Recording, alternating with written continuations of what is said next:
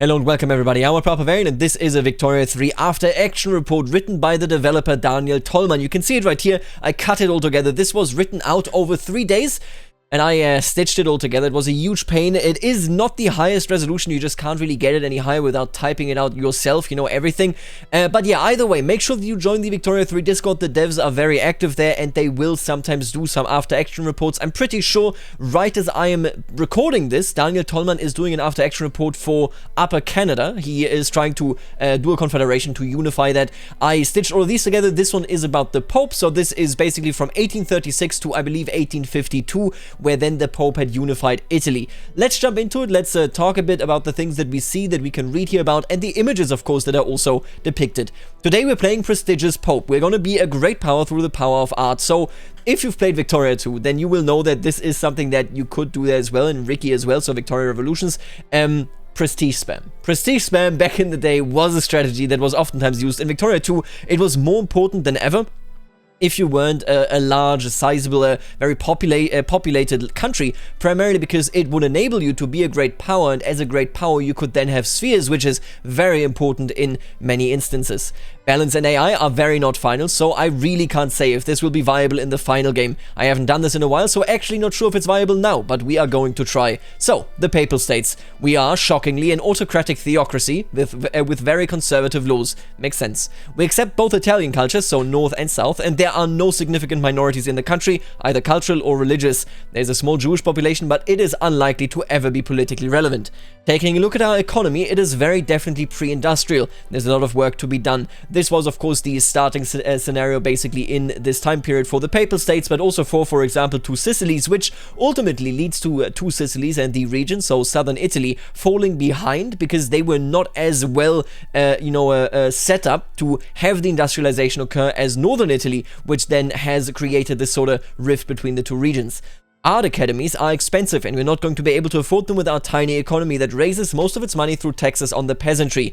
We are currently 2,900 bucks in the green. Max peasant taxes would only give us another 2,000. I don't think peasant taxes are the way to go. We have our own markets. Certain luxury goods are very expensive, but for the most part, people have what they need. We do have a shortage of clippers though, I'll just buy them. So I would assume when it comes to the clippers that this is basically oriented towards trade deals. Of course, the papal economy will need trade deals. This is a central part. You will notice this throughout this AAR as well, that the entire or the majority of what he does, what Daniel does here as the Vatican, as the Papal States, is effectively economic. This is a prestige run, this is a spam run, right? A prestige spam run. So it is very much focused on art academies and such, but you will see that most of what he interacts with is doubtlessly the economy, and that is why, of course, the clippers play such a big role here. Now, fund those clipper factories. They should still be relevant in a few decades. I'll definitely want to become self-sufficient in the shipbuilding industry later, but I don't think it's going to be my first move, right? So he wants to expand elsewhere. Can the papacy form Italy is asked here as well. Yes, it can. I think the first law that we're going to want to pass is religious schools. We want more literacy, so people will be qualified the more specialized job we'll need going forward. I would ideally like to reform my tax laws, but there's just no support for it right now. To support these schools, I'll need a lot of bureaucracy, so I will build government administrations in Rome. When it comes to the religious schools, I just want to bring out basically a small reminder that we know that religious schools are good for example, literacy. They are also good to, manifest, to keep your religion strong within your population, and that is, of course, very important, I would say, for the Pope, but they can never be as efficient as, for example, private schools for the rich. Private schools are very inefficient for the poor, or, public schools for everybody. The religious schools will not be as effective when it comes to literacy, but, I mean, as the Pope and you don't have religious schools, that's a bit ridiculous, right?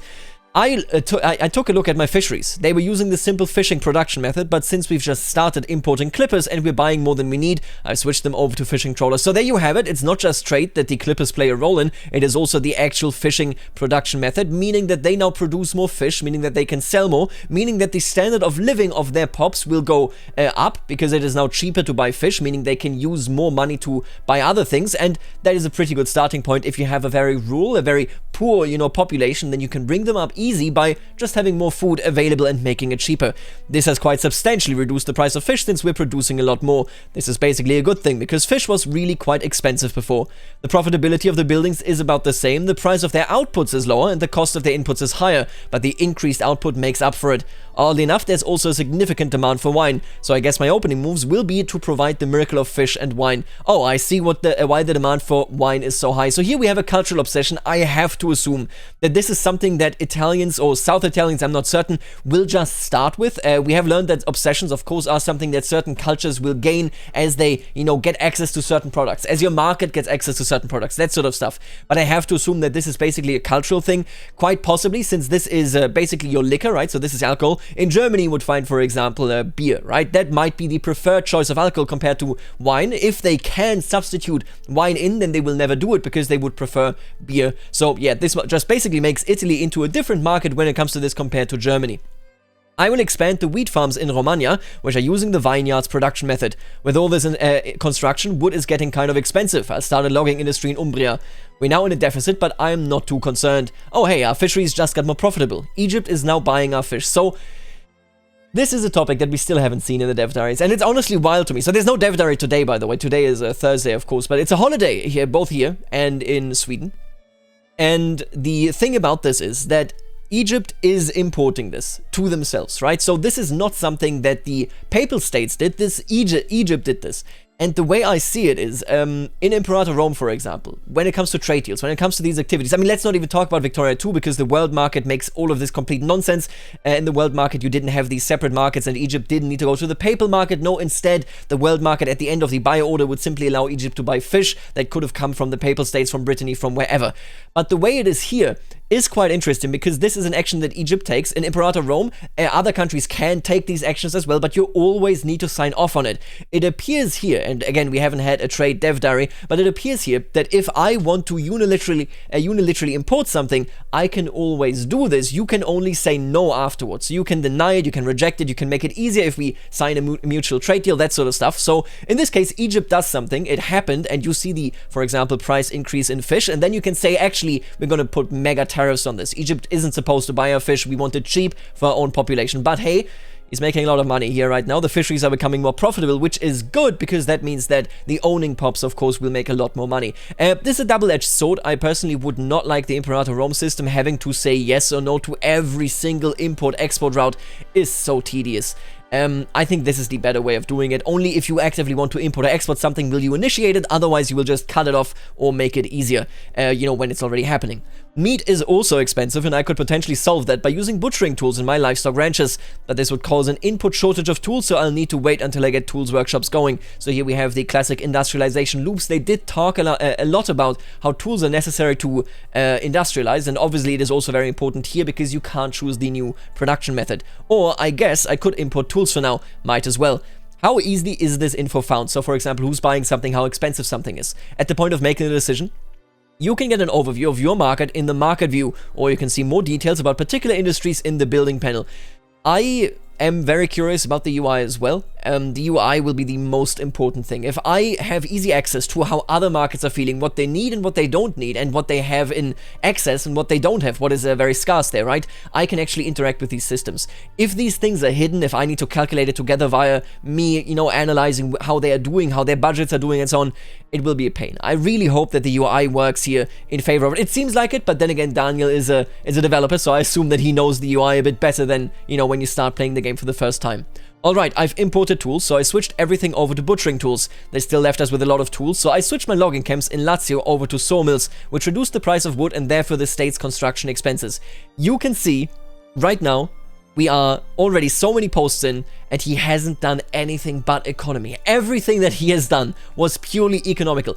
And I will tell you right now, that this is the core of the game, right? What we're not seeing at all here, and this is throughout this entire after action report, are basically the event systems, the journals, that sort of stuff, so the flavor.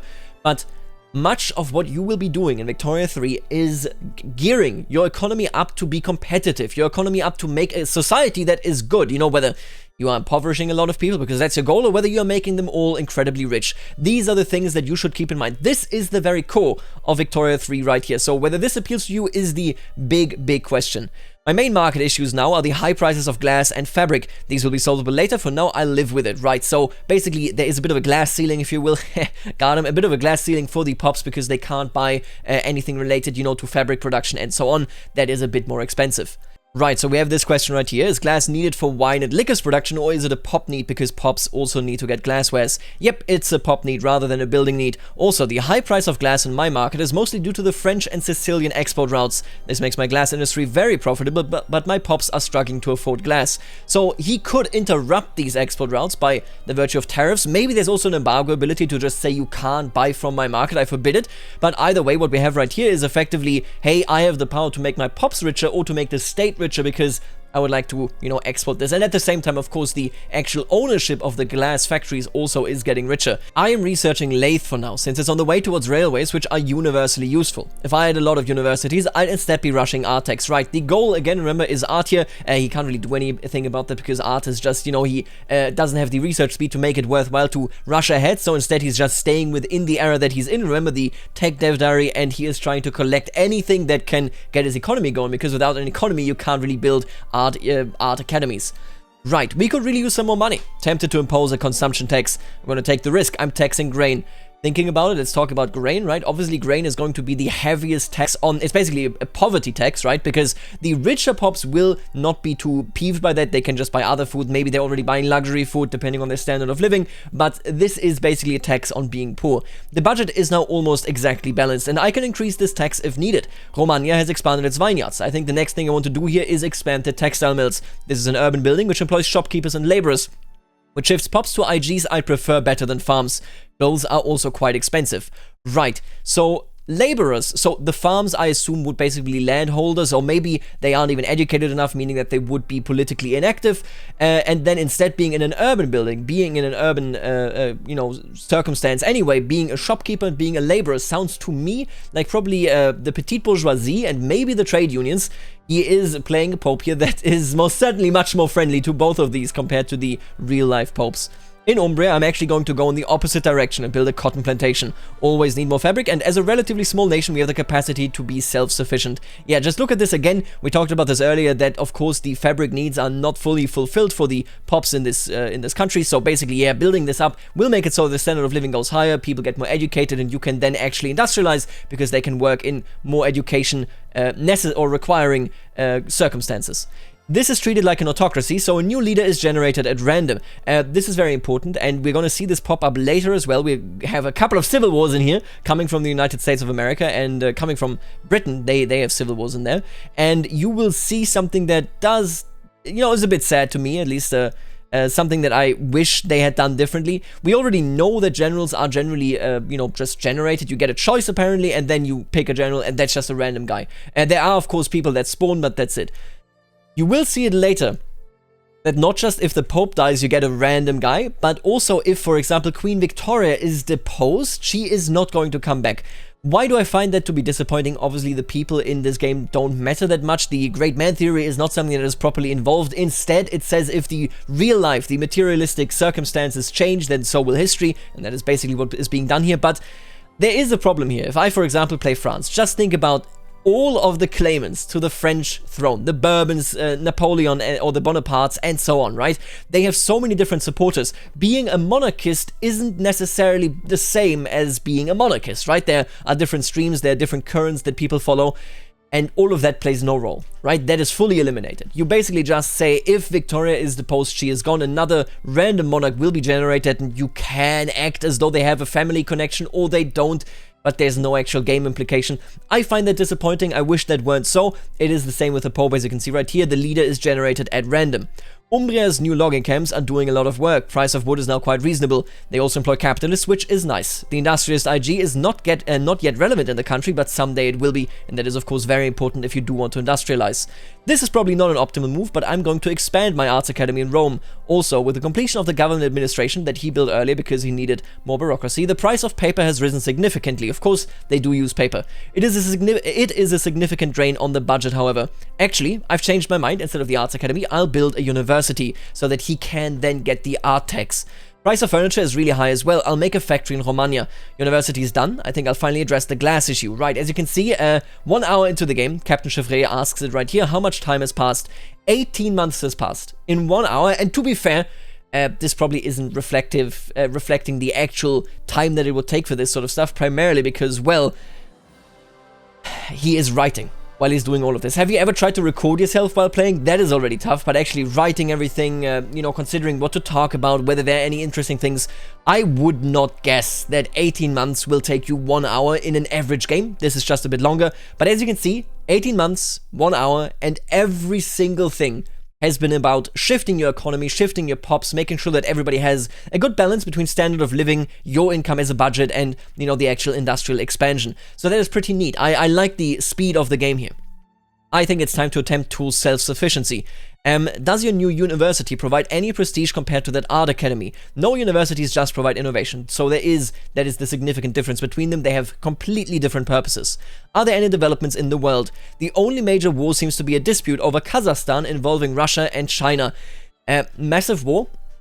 Won't play a role, I can tell you this right now. China will apparently fall apart due to a bug, so that is not something we're going to be seeing here in action. There are, of course, going to be bugs, there will be weird behavior, and that is one of them. Are you planning to try and unify Italy? Not really, but if I can grab any Italian miners peacefully, I will.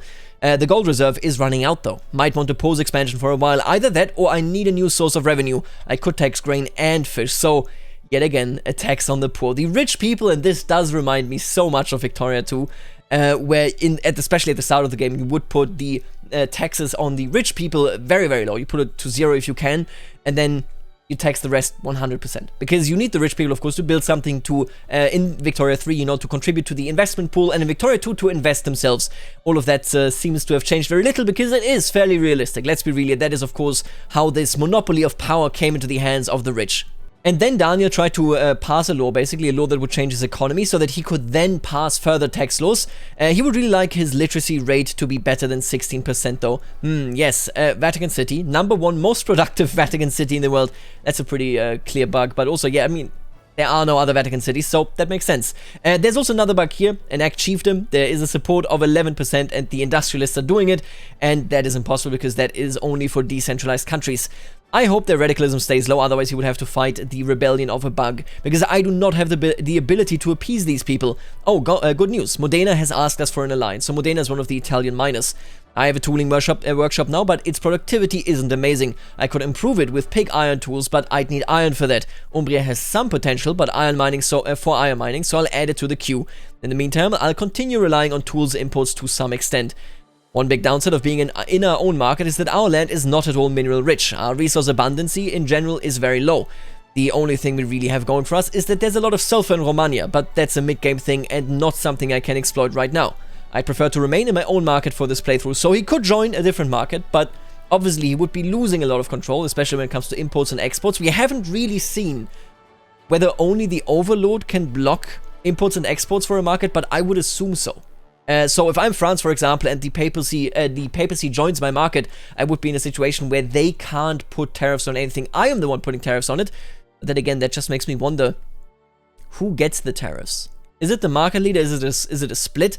You know, if the papacy exports something to Egypt and then France sets a tariff, you know, on a certain level, then who does that really impact? Yeah, those are questions that I do have, but we can't answer that until we see the actual trade dev diary. Right.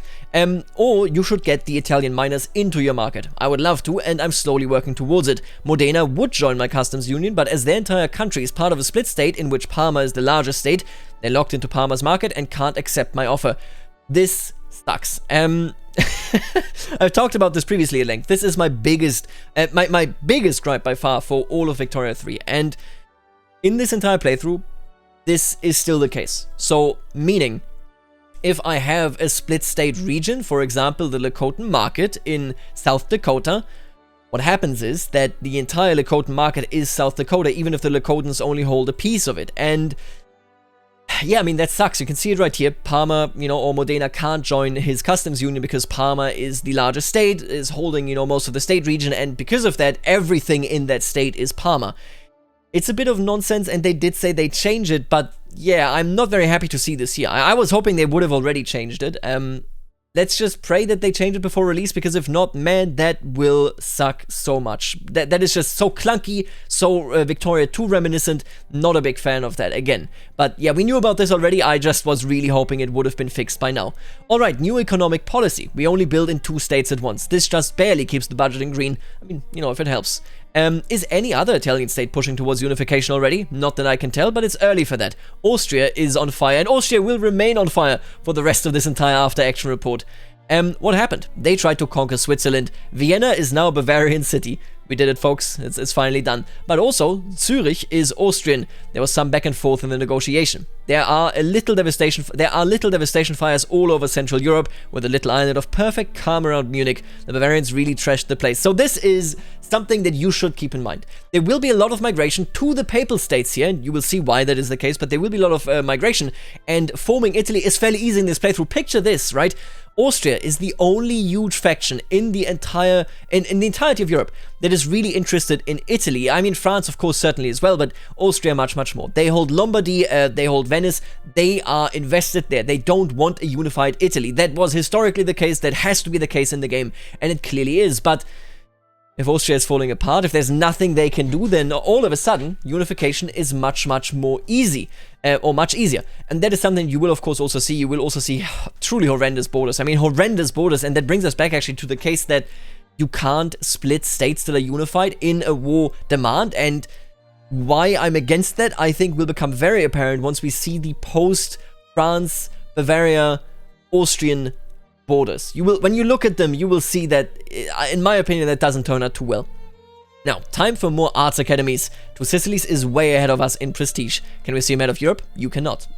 Russia and China are still going at it, with neither side really gaining ground. How is the Popistan in terms of tech? Not great, way behind Britain. We at least have a level 1 university now, so that's pretty good, but Britain, of course, is the leader, so yeah, being behind that, he should be getting a lot of tech spread at least, which, you know, can make it so that he can focus on specific techs and then just let the others fill out via the spread. Does the papacy start with any exclusive techs like China does? So remember, China does have an improved silk plantation tech, at least it had the last time we saw it in the tech dev diary last year. But either way, the response here is basically, there's no such thing as exclusive tech, and I mean, technically that's true for China, because if a state in China becomes an independent country, they also have their tech, so it's not really exclusive to the tag China, but it still feels exclusive because nobody else can access that tech unless they are within the region of China. So I don't actually know whether silk manufacturing is still a specific tech in China, but doesn't appear to be the case for anybody else really, except maybe for China. The tools plan worked out really well. With the new iron mine in Umbria, I'm able to switch to pig iron tools in Romagna's tooling workshops. The price of both tools and iron has stabilized nicely, and this is after cancelling imports. Great success. We're now in late 1838, so he imported to build up his own industry, then he cancelled the imports because his industry can now fulfill these needs. For reasons that aren't immediately clear, a lot of South Italians are migrating to Algiers. I would guess that, you know, depending on where the bugs are, depending on how much a country is screwing up. I mean, we will later see that Two Sicilies didn't even have any cannons. I would assume that maybe the AI was just not treating their population too well, making it so that this population, of course, wanted to migrate somewhere else, and I assume that they would be accepted pops in the colonial French region of Algiers, or maybe he's talking about the native country of Algiers, so the actual still semi-independent country. Either way, they appear to be migrating. I have a choice between some very tempting options after expanding my arts academies. I can either significantly increase its throughput or get a major head start on realism tech. That's more than a year of research at my current rate. Honestly, I think I would be going for the realism tech. Getting a major head start. Oh, I wonder what the modifier does, but tech usually is better than just throughput. It really does depend on how long the throughput lasts there. But okay, that's an interesting choice. Wish she had posted, you know, an image of it. But again, the entire event system, the journal system, none of that is in here because the dev diary hasn't been released on that yet. I think I'll take the tech. Throughput is nice, but I'm not in the running for great power yet. Once we finally pass religious schools, I think we'll want a new government that will pass tax reforms. Expenses keep increasing, and there are only so many new taxes I can impose. And then here's a question by Captain Chivre. By the way, how's your fleet doing? Do we even have one? We have no fleet. Our foreign policy is hope nobody attacks us, and if they do, hope that somebody protects us. Classic strategy that works in particularly well, of course, with the way Diplo plays work, right? The way you can have people convinced to help you by promising stuff, that sort of thing. I think that is a viable strategy, at least for a time there. If you are a miner, you need to rely on others. This is very important. This historically was extraordinarily important, and to be fair, still is important, even in modern politics. So yeah, that is definitely something that should work, and you can save money on the army. Excellent news. Parma has asked for an alliance, which improved relations enough that they joined our customs union. Due to the way split states work, this puts Parma, Modena, and Lucca in the papal market. Right, So all the debate about states and split states and markets aside, I do wonder what exactly the considerations for customs unions are, for alliances are. Does it more work like Imperator Rome, for example, where it really is just general political concerns, or is there more to it? Does it have to do with your cultural allegiance, for example, hey, you're the Pope? Does it have to do that you are the Catholic leader, the leader of all Catholics, and that they are Catholic? I would like to see that, but yeah, again, obviously we don't see any modifiers, and they wouldn't be final anyway. Green line go up? Not really. They don't really bring anything to the market at all besides just enough food to feed themselves. It's had very little impact. My main reason to include them in my customs union is that it's a prelude to unification. I really want to enact an income tax law, but I am blocked by having traditionalism. I don't have 10 years to try to pass both laws, so the economy can't survive the wait. Instead, I have to take the next best option. Replace levying with a per capita tax. It won't bring anywhere near as much revenue as an income tax, but it'll balance the budget. So he is having trouble balancing the budget despite the initial success when it comes to the economy. But yeah, can I just say, this is part 1 out of 3, right, when it comes to the density of this, and we are about maybe 60% through this line of images right here, and he has been busy with the economy the entire time. Keep that in mind. This is what this game is. It is the economy. It is the society that results out of the economy and the wars that result out of the economy. Don't make the mistake of thinking that it's a different game, because then you would just basically be setting yourself up, right? It is an economic simulator game. That is what this is all about. Right, with the way things are right now, how many divisions do you have? We have 5 battalions. We are incredibly weak. One barrack building can have 10 battalions. So this is only 5 battalions. This is, again, very little for sure. Can't you just change them since you're an absolute monarchy? So this is a question about laws, and he just says not how laws work. Remember, if you are an absolute monarchy, it mostly means that you can put different things into charge. The legitimacy of your government matters, or rather is determined, based on whether the interest group that your monarch supports is in government. And if it is, then you have a lot of legitimacy, you can pass things more easily, and maybe the clout of the interest groups will also be stronger. As, not an absolute monarchy, but an autocratic theocracy, you can't pass laws instantly, but you can suppress the groups more easily that oppose the laws. So that is basically how it is balanced. Again, it is not just that you can pass laws, it just makes it so that you can speed up the process by hindering the people that would slow it down. Oh, but that reminds me, I can use my autocratic powers here. I promote the armed forces and have the Pope personally support them. They're also in government now. The armed forces strongly support my tax reforms. I might even want to increase my army salaries to increase their wealth and therefore political strength. Do remember that the wealthier you are, the higher is your clout. You can have different electoral laws that changes the amount of the impact that the wealth actually has, that sort of stuff. But here for the moment, of course, there are no elections. This just says, hey, if you have money, then you will probably have the Pope's ear, making it so that you can all of a sudden pass laws. That's actually a pretty interesting idea. You could finance these huge sectors of the armed force, this huge sector of the armed forces, both in the actual armed forces, but also in the industries themselves, because of course the Pops also benefit there if you're buying more equipment. And then you have basically a tax base that is very supportive out of everything you do, because the armed forces are in government. Quite the interesting thing to do. Do they get anything from you supporting them, like clout or something? Yes, they become more powerful. I am cancelling my decrees to improve my authority as well. I want this law passed. So apparently, the less you are using your authority capacity, the more you can then quickly pass the laws. That is probably in the dev diary as well, but that dev diary was like, what, number 1, 2, or 3? I don't remember the details. Please do let me know in the comments if you do. And then Tree Guy asks, what year is it currently? Early 1839. So 3 years have passed here. 3 years have passed. And he has been so busy with the economy. This is, again, what this focus of the game is. It's insane, even to me. I'll be honest with you. If you play Victoria 2, you do not spend this much time tinkering with the economy to this degree. I believe that this primarily has to do with the way the world market works in the first place. The market is a thing that can satisfy the needs of your pops even if you don't actually have that stuff in your market, because again, the world market still lets you buy things, although it is of course more expensive to do it there rather than produce it in your own market, be the first buyer and so on. But in Victoria 2, you never needed to think about this because you basically just build what makes money and the rest can be purchased on the world market. So here, there's a huge focus on actually getting things physically to your pops, and you need to do this now because there is no world market. That is pretty neat, and that's been 3 years with just taking care of that. That's insane. That quite frankly, is a huge difference there. It'll take about a year for the next chance to pass my tax law, right? So you have certain chances, when the debate and the vote is held, and then it might occur, or it will get delayed, and, there could be more disarray about it in the society. Chance to pass is quite low, but it'll build up over several attempts. There's no chance for the law to stall, the opposition isn't powerful. It's opposed only by the Roman landowners who have been declining in influence since the start of the game due to my industrial buildup. Remember, he was building something in urban centers so that shopkeepers and laborers would be born, or well, would be, fed into it, and that the land owners would lose clout. So this is pretty neat. This is working exactly as intended. If you see these direct connections between the clout of your interest groups and then how you can influence that via the industry, via the buildup and so forth, I think you can run a lot of real meme builds where you basically go and say, okay, what if I don't industrialize at all? They all have to starve, but there's no communism because they're not trade union members, they are landowner members, and that make it so, I don't know, that we get a different monarchy. Maybe we just have several civil wars and can then, descend quicker into something that is progressive, something like that. I would be very interested in seeing what you can pull off with these sort of shifts that you can have in society based on where you build things and what you build. How are your relationships with the Ottomans, by the way? We are entirely disinterested in one another. Yeah, I don't think that he can bother the Ottomans or vice versa. That is a bit 400 years early, I would say. The Italian miners joining my market are finally having an impact. They've mostly specialized their economy for groceries production, which is increasing standard of living, because of course now that is cheaper. It offsets some of the impact of my grain tax. Which Italian nations still aren't in your market? Tuscany, Sardinia, and 2 Sicilies aren't in. So, the big ones, basically.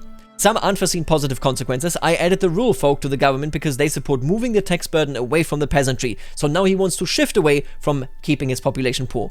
Because they are happy, they are providing a nationwide throughput bonus to agriculture and logging, which is what I was using my decrees for, so that's nice. Oh, I just noticed something. Rome has a pretty good capacity for silk production. Definitely would have been viable to have a totally different economic strategy than what I went for. Selling luxury clothes and furniture to the world is profitable. Diversifying time? Not yet, but something to consider later. One issue with diversifying is that I mostly want to use Rome for arts academies and universities, meaning that he needs the educated populace already in the arts academies, meaning he can't go towards factories that require educated pops, because then you wouldn't be producing arts. How is the standard of a living standard? On average, people are impoverished, which is a bit better than the global average. Currently researching railways. I think I might go for mechanical tools after that. It unlocks a paper mill production method that uses sulfur. Gives me an excuse to start mining it. Yes, Italy does have sulfur. I'm not going to be actually building railways anytime soon. He's basically just getting that tech to do it, but he doesn't need railways because there is no market access problem. You can see that right here as well. We don't need the extra infrastructure right now. The industrialists want a monarchy for some reason. I suppose it'll be a surprise for release, assuming you're not planning to remove the Pope yourself anytime soon. Alright, it's going to take over 2 years, but I am researching realism. We will have the world's fanciest and most expensive art, and remember, realism, he has a bonus there, so that is definitely a smart thing to do. I don't see any reason to remove the Pope in this playthrough. Yeah, he will stay the Papal States no matter what, and in the end, actually, he will become the kingdom of heaven. I want to pass reforms that give him the money to fund my art, but I'm not interested in changing society. Art gives prestige, right? Yes, I want to become a great power. Realist art would actually bump me all the way to major power, so this already will have a big impact.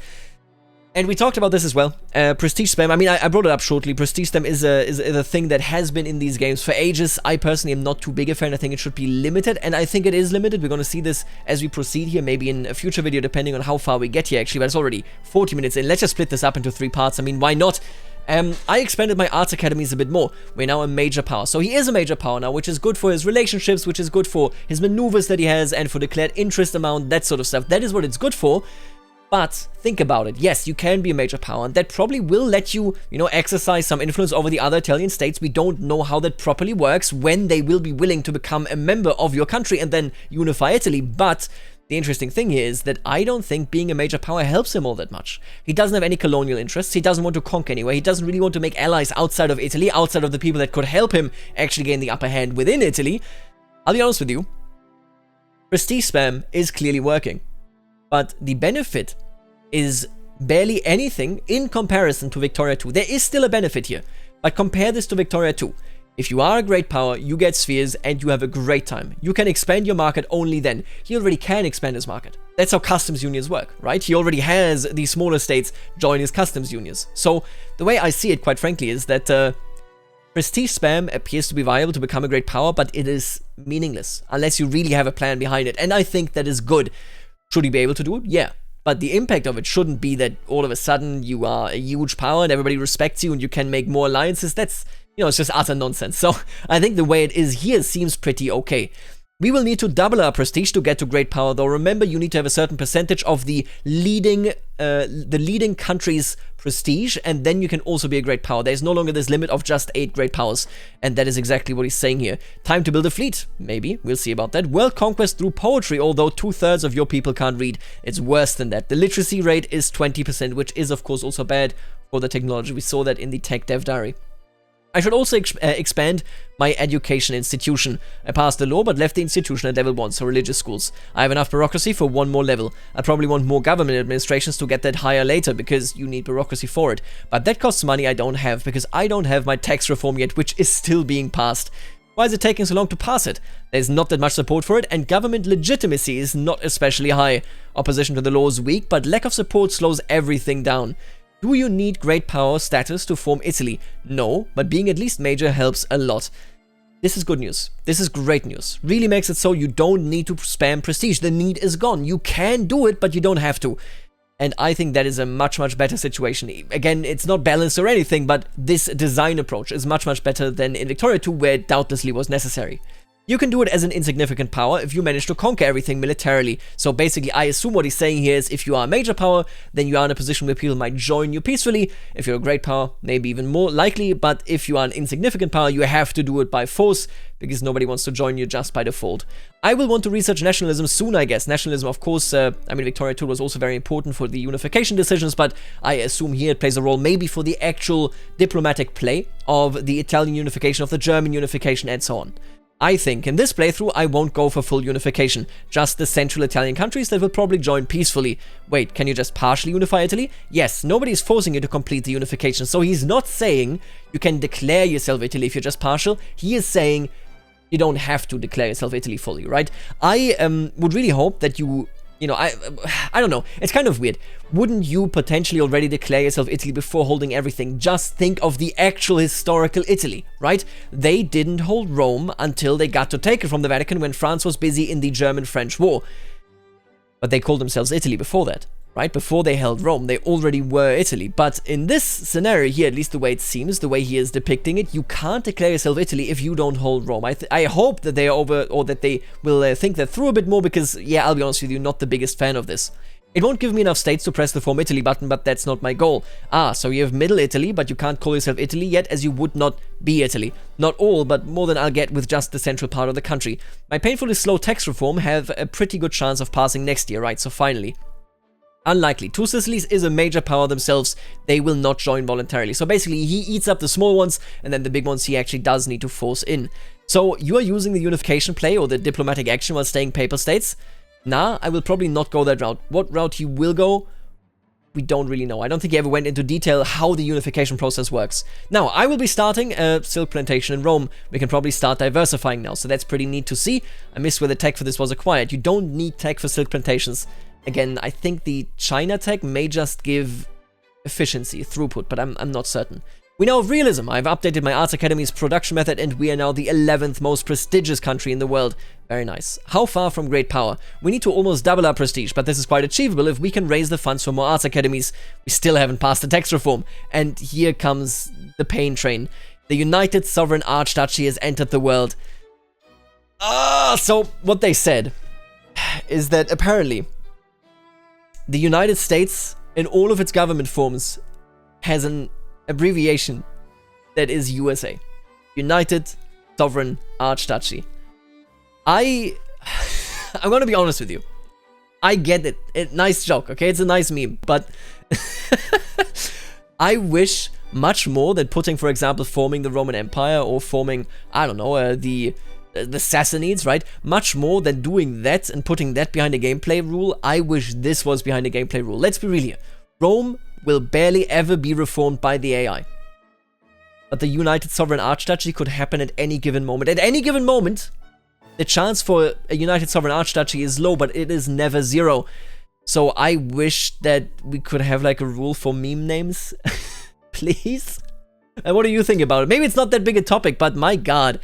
If they declare themselves an empire, right, and they're called an archduchy, I mean, come on. Oh, I see the source of my legitimacy issue, so this is for his government. I need the autocrat supporting an IG in government, so the Pope, because that's how legitimacy is derived in my government form. Right now, I've set up an industrialist government to move us away from a traditionalist economy. Makes a lot of sense.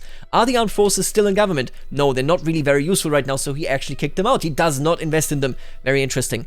He could have done that, but he did not. I think that's enough. After action report for today, might continue tomorrow. Things are looking pretty good though. I have at least some money with which to expand my arts academies. Things are stable internally, largely due to not doing anything to rock the boat, and nobody decided to attack us. We are on track for unifying central Italy too. Wonder if we'll have a papal spring in 1848. That's the last one here. Unlikely. We're not exactly a hotbed of revolutionary thought. Now I will leave you here with this.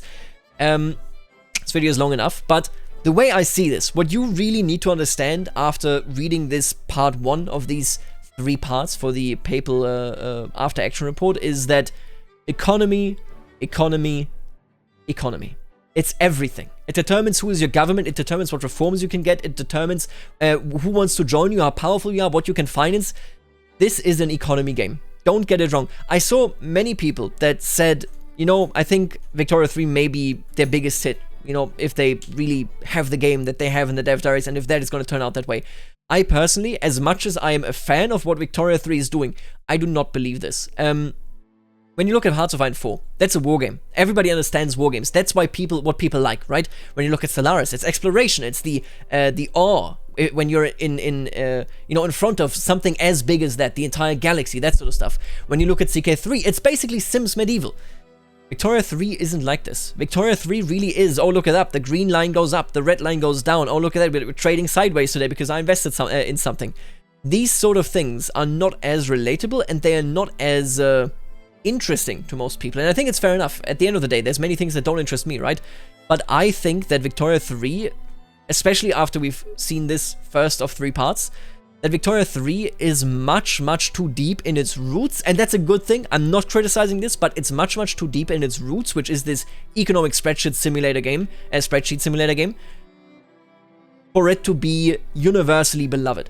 I think this will be a niche game no matter what, but I also think that from what we're seeing here, that it is very true and very successful in the niche that it is doing, at least on the basic design choices. It could all be a train wreck. We don't know that, okay? Right.